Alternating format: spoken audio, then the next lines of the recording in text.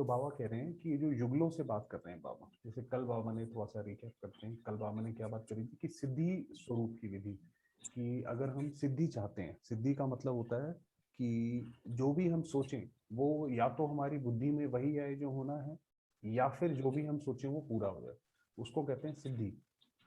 तो वो सिद्धि कब आएगी? जब एकाग्रता होगी। तो बाबा ने एकाग्रता के ऊपर सारी की सारी बात करी थी, और उसके ऊपर ये हो रहा था कि जो एक रस एकाग्रता कब आएगी? जब हम आत्मा को सिर्फ एक के रस में जब हम उसको टिका के रखेंगे।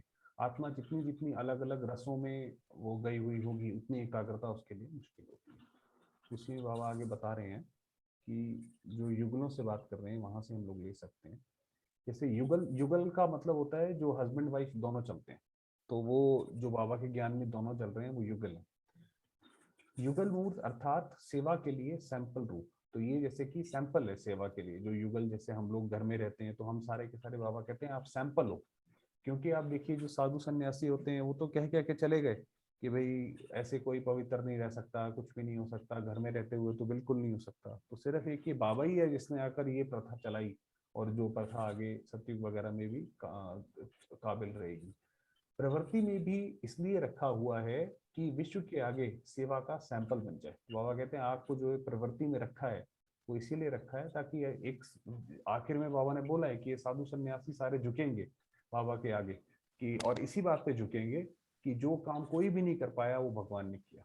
कि प्रवृत्ति में रहते हुए भी पवित्र कैसे रहते हैं, गृहस्थ आश्रम को आश्रम कैसे बोलते हैं, क्या उसका मतलब है, तो वो बाबा कह रहे हैं वो एक सैंपल बनेगा।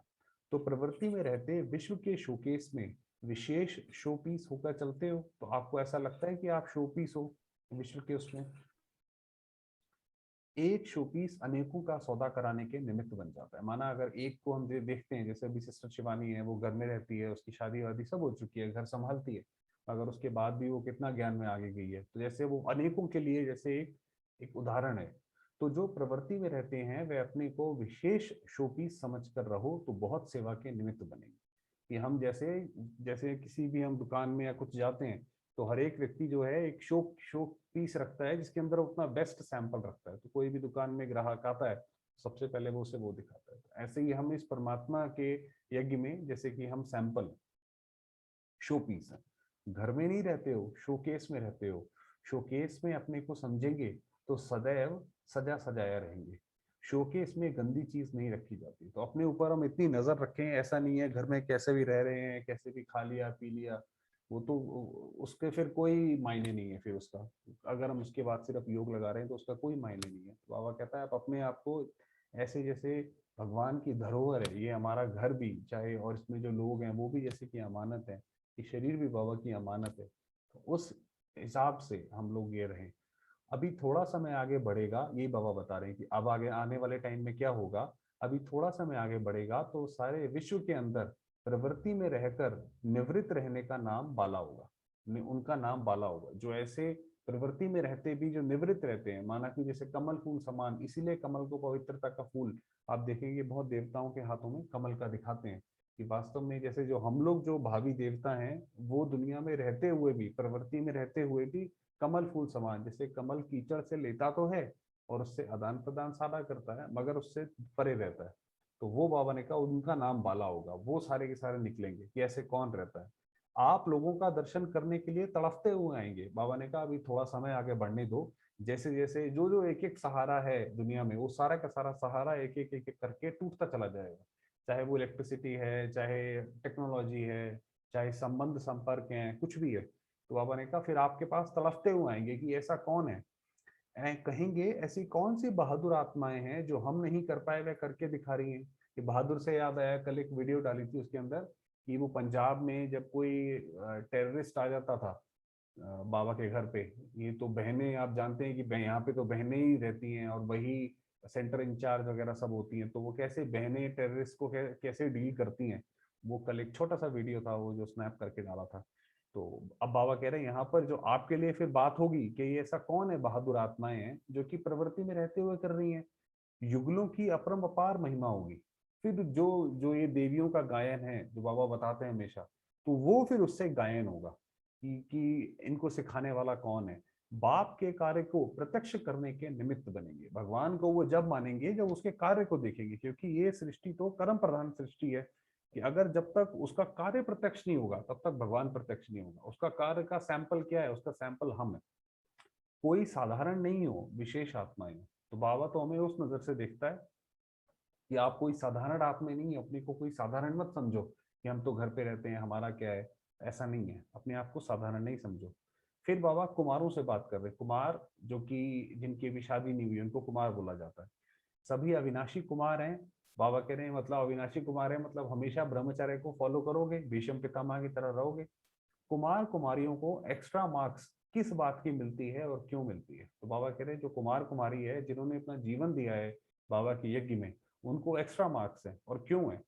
कुमार कुमारियां अपने इस जीवन में सब कुछ देखते हुए जानते हुए फिर भी दृढ़ संकल्प कर दृढ़ त्यागी बनते हैं। इसीलिए उनको जो है वो आजीवन जो व्रत रखते हैं ब्रह्मचर्य का, बाबा कह रहे हैं इसीलिए उनके जो है एक्स्ट्रा मार्क्स हैं।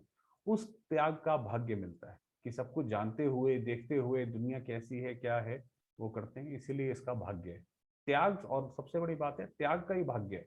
जो जितना त्याग करती है आत्मा उतना उसका भाग्य बड़ा होता है। प्रवृत्ति वाले अल्पकाल का सुख भोग कर फिर त्याग करते हैं। अब ये बाबा हमारी बात कर रहे हैं कि जो शादी जो है वो तो सारे उन्होंने सुख भोग लिए, उसके बाद त्याग करते हैं। और कुमार कुमारी विनाशी अल्पकाल के सुख को पहले ही दृढ़ संकल्प से त्याग कर देते हैं। तो वो पहले ही त्याग कर देते हैं कि हमने इसमें जाना ही नहीं है। इसलिए उन्हें चांस मिलता है हाई जंप लगाने का। तो उनके पास चांस है क्योंकि वो सीढ़ी उन्होंने चढ़ी नहीं। हम तो पहले ये सारी गृहस्थी में चढ़ते हैं फिर अपने आप को निवृत्त करते हैं, वो तो पहले से ही उससे निवृत्त हो जाते हैं। तो बाबा क्या है उन्हें चांस मिलता है। कुमार और कुमारी जीवन लौकिक और अलौकिक दोनों जीवन में निर्बंधन है। तो बाबा कहता है आप देखो जो कुमारी है जब तक वो शादी नहीं होती तो वो किसी के पाँव नहीं छूती है। जैसे ही शादी होती है माना विकारी संबंध में बनती है तो सारी दुनिया के पाँव छूती रहती है। तो बाबा कह रहे हैं मगर जब तक कुमार और कुमारी है तो दोनों में निर्बंधन है।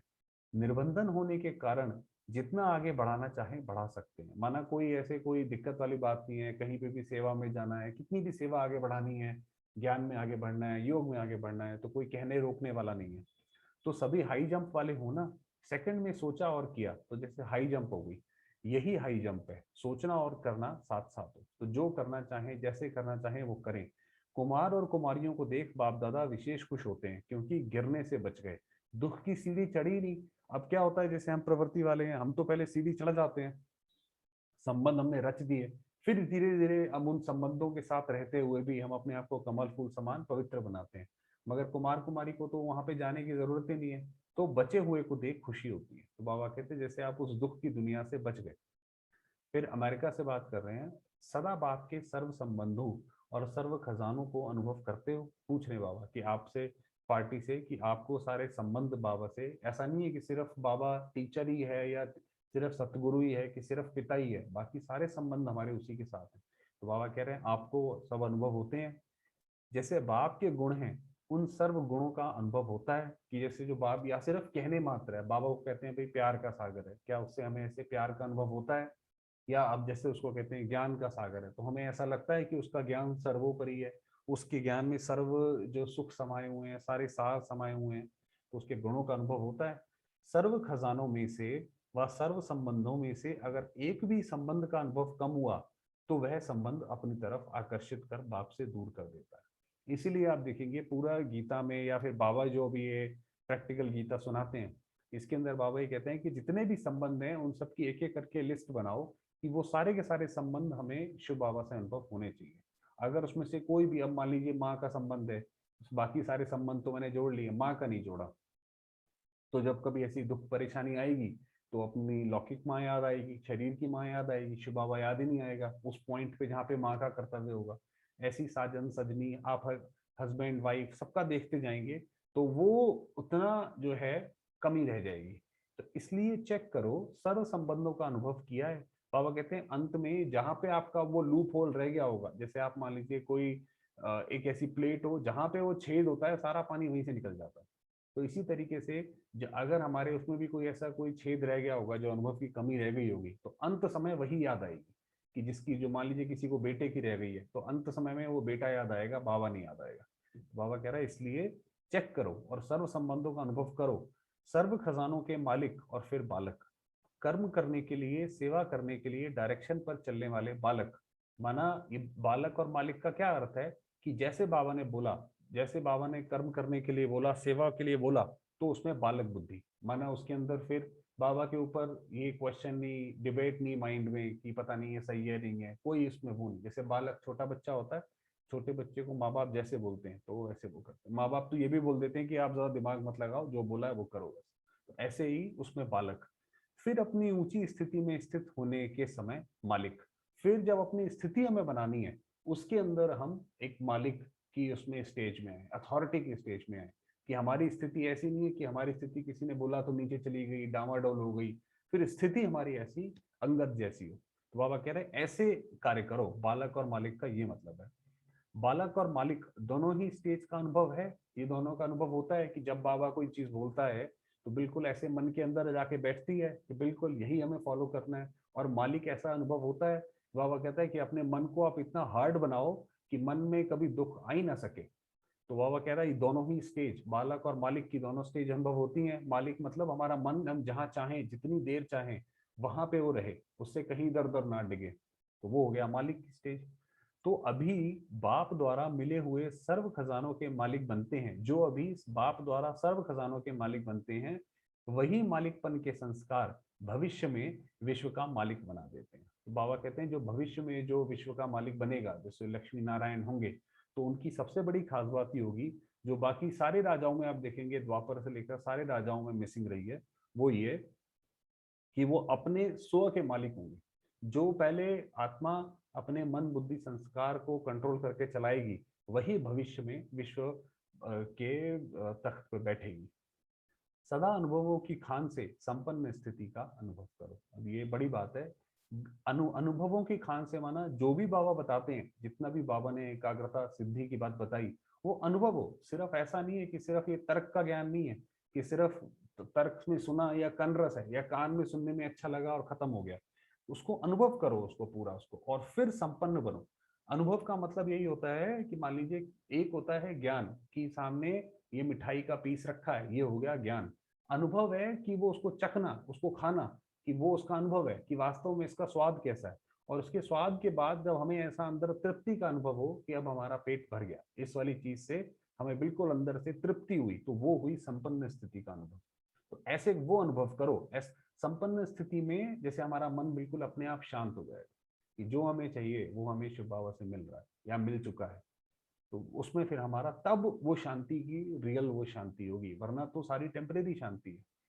अनुभव जीवन को परिवर्तन करने में सहज साधन बन जाएगा। वही बताया कि जैसे जैसे हमें अनुभव होता जाएगा। बाबा ने बोला कि भाई जैसे मान लीजिए कि ये ड्रामा कल्याणकारी है, तो बाबा ने कहा इस पे ज्यादा बुद्धि मत चलाओ, फुल स्टॉप लगाओ। फुल स्टॉप लगा के देखते जाओ कि भाई आपको कैसा अंदर अनुभव होता है, कितना परसेंटेज तक हो पाता है, नहीं हो पाता है।